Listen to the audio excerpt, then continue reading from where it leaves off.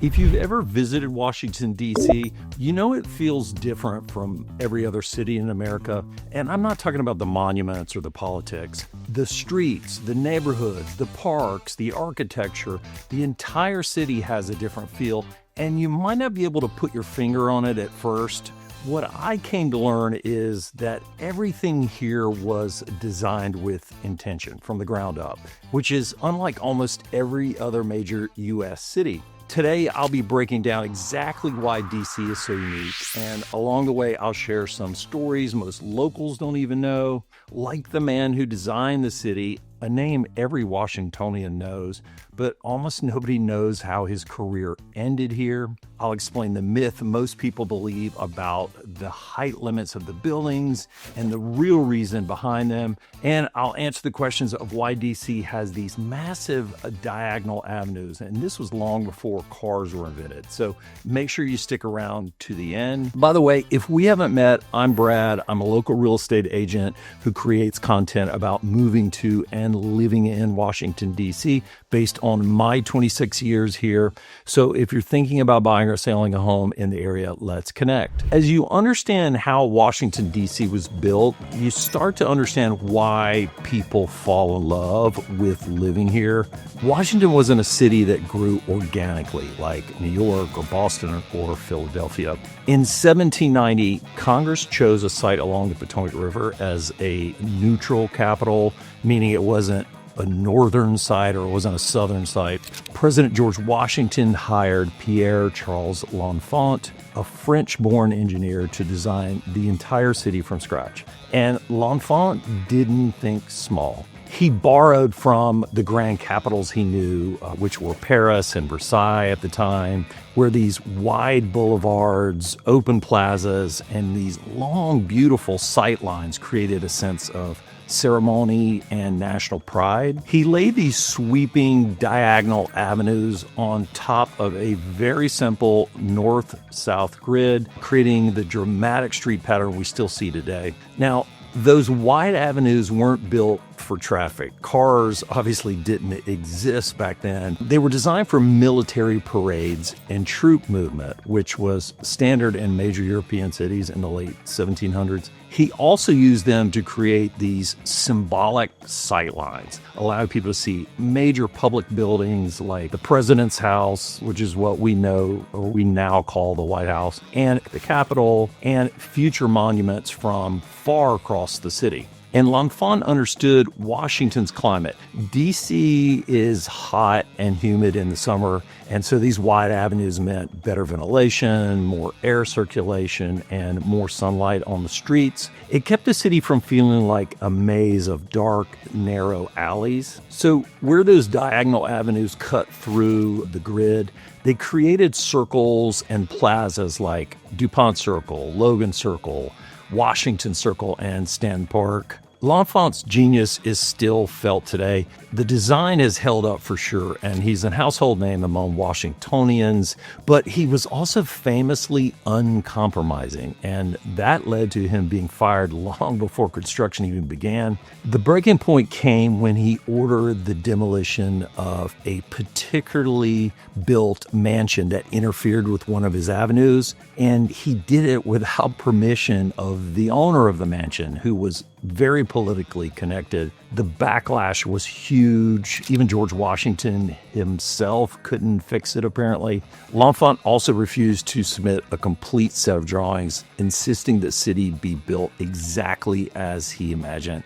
So in 1792, he was dismissed. Ironically, the city he envisioned didn't truly come to life until almost a century later, when the McMillan Commission revived and finished his plan. By 1900, DC wasn't living up to L'Enfant's original design. Most of his plan had been ignored or altered or never fully built out. So in 1901, the McMillan Commission stepped in and essentially said, let's finish what L'Enfant started. They completely reimagined the National Mall area, creating this long open access that links the Capitol, the Washington Monument, and the Lincoln Memorial. They formalized the entire park system, restored L'Enfant sightlines, and connected this ceremonial core back to the rest of the city.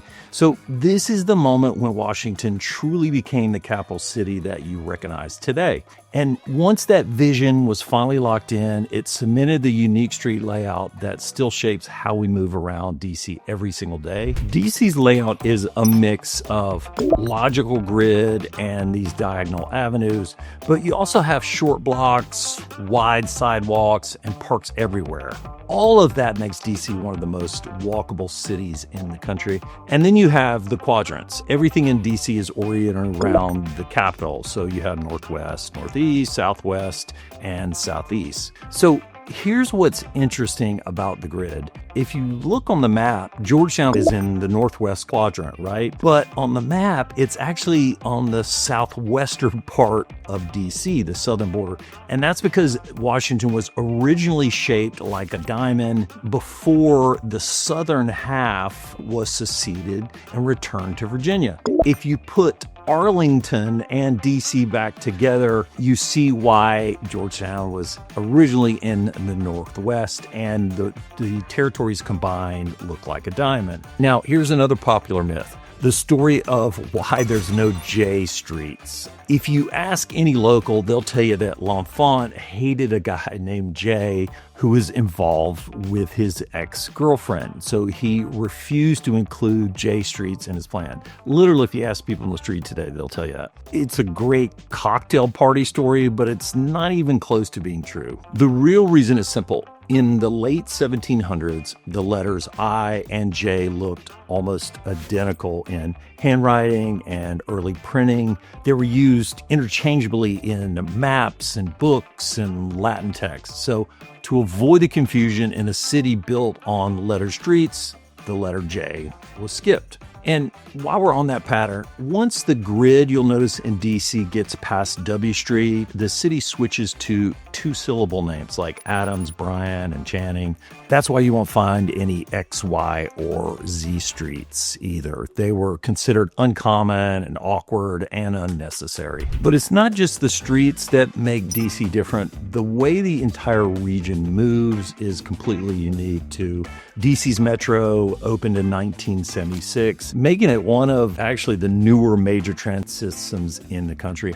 And it shows. The stations have these massive concrete vaults and soft lighting that feel more like modern architecture than it does like a public transportation system. There are 6 lines and nearly 100 stations with over 130 miles of track that run through DC, Northern Virginia, and Maryland. And it allows riders to travel throughout the entire Washington, D.C. metro area using public transportation. The metro definitely shaped some neighborhoods too. So Arlington used the orange and blue lines to build the Roslyn-Ballston corridor, which has become a national model for transit-oriented development. Bethesda and Silver Spring grew around the Red Line. Navy Yard and the waterfront exploded because of the Green Line. So this is a city that's built to work with rail, not fight against it. One of the things I consistently hear from out-of-town clients is that our metro system is clean compared to others around the world. Now, it's not perfect. We do have the occasional delays, and several stations have these notoriously long escalators. I mean, like really long escalators. And when they break down, it's kind of a hike to get up to the street. Also note that DC is very bike friendly with more than 120 miles of bike lanes, and 43 miles are actually protected bike lanes. And we have a substantial set of trails and multi-use paths. I love to bike, and there are many great trails in the DC area for sure. So speaking of movement and design, one of the biggest things that sets DC apart is what you don't see: skyscrapers. We don't have them. The tallest buildings are 10 to 12 floors. And in most residential areas, it tops out at 3 stories for row houses or 5 stories for condo buildings. Now, most people think DC's height limit exists to protect the views of the Capitol or the Washington Monument. And it sounds like another great design aspect, but it's just not true. And most Washingtonians still believe it. In fact, you can go out on the street right here and ask people, and they'll tell you that's the reason why. But here's the real story. In DuPont Circle in 1894, a 14-story apartment building was built. It was the tallest building in DC at the time. It's called the Cairo. It's actually right behind us, about a block and a half. To neighbors at the time, it was a skyscraper. I mean, 14 stories among the 2- and 3-story row houses. They had never seen anything like it. Residents started to question whether it was structurally sound. Local architects got together and said, this is irresponsible architecture. People thought it would fall down. They even questioned whether firefighters could reach the top to put out a fire. There was a lot of concern. Well, Congress had to step in among all of this concern, and they created what's called the Height of Buildings Act of 1899. It basically says for residential streets, no building can be higher than 130 feet or 11 stories. The Cairo is 14 stories and 164 feet. It's an exception. The Height Act still stands today, and by the way, so does the Cairo building. It never fell down. However, the height limits ended up creating something really special in DC because buildings can't soar upward.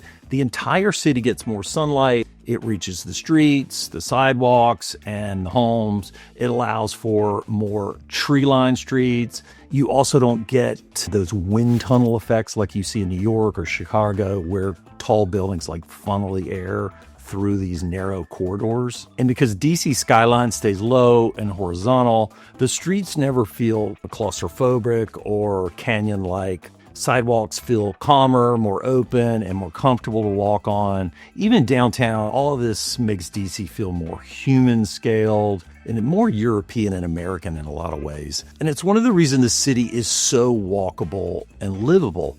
And the funny thing is, those high limits actually complement another huge part of what makes DC so livable, all of the parks. Most people have no idea how green DC is. At the center of that is Rock Creek Park, which is enormous, literally twice the size of Central Park in New York. It cuts straight through the city and gives you miles of hiking, trails, creeks, wildlife, and this shady forest right in the middle of Northwest. But Rock Creek Park is just one part of the story. DC is full of parks. You have Meridian Hill Park, the National Arboretum, the National Mall, the C&O Canal, plus countless neighborhood parks, the small circle parks you see all over the city, and you also have 16 dedicated off-leash dog parks. In total, about 21% of the district's land is reserved for parks and recreation. So this is one of the highest percentages of any major city. And in 2005, the Trust for Public Land ranked Washington, D.C. the #1 big city park system in the entire country. And this was for the 5th year in a row. Now, that literally means nearly 1 in 5 acres of D.C. is green space. Even dense neighborhoods still have leafy streets, pocket parks, and open space everywhere. What really makes it special is the access. So 99% of DC residents live within a 10-minute walk of a park. This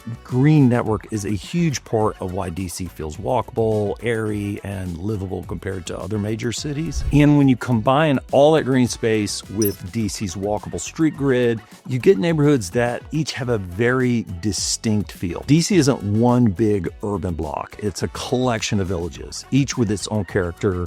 Georgetown with its cobblestone streets, DuPont Circle's grand row houses, Capitol Hill's historic, almost small town vibe, the Wharf's modern waterfront, Cleveland Park's leafy, almost suburban feel, Logan Circle, which has a mix of classical architecture and very lively energy. Most cities have a few walkable pockets, right? DC has dozens, all stitched together with short blocks, metro access, wide sidewalks, and protected sightlines that keep the city feeling pretty open. This is why people come here thinking they'll pick one neighborhood and end up exploring all of them. But the character of DC's neighborhoods isn't just local. The city has a global energy that you feel everywhere you go. With more than 175 embassies, international organizations, and diplomatic missions, Washington is far more international than most American cities of its size.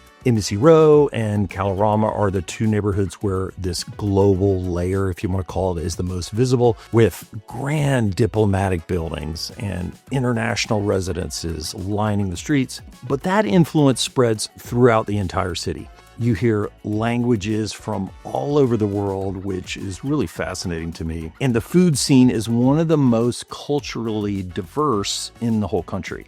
Now, DC is a capital city, but not just in the American sense. It's a global crossroads. So when you put all these pieces together, you start to understand why Washington, D.C. feels unlike any other city in the country. And you really got to come here and visit it to feel the full experience. When people say DC feels different, this is why. It wasn't built like other cities. It wasn't allowed to grow upward. It protected an enormous park system. It kept walkability at its core, and it still carries the vision and the drama of its original design.